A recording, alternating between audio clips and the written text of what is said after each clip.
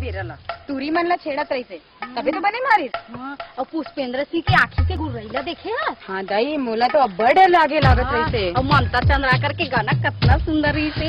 तोर मन कैसे लागे राजा महल भितरी माँ तोर मन कैसे लागे तोर मन कैसे लागे राजा तोर मन कैसे लागे राजा महल भितरी माँ तोर मन कैसे लागे तोर मन कैसे लागे राजा महल भितरी माँ तोर मन कैसे लागे तोर मन कैसे लागे राजा महल भितरी माँ तोर मन कैसे लागे तोर मन कैसे लागे राजा महल भितरी माँ तोर मन कैसे लागे तोर मन कैसे लागे राजा महल भितरी माँ तोर मन कैसे लागे तोर मन कैसे लागे राजा महल भितरी माँ तोर मन कैसे लागे तोर मन कैसे लागे राजा महल भितरी।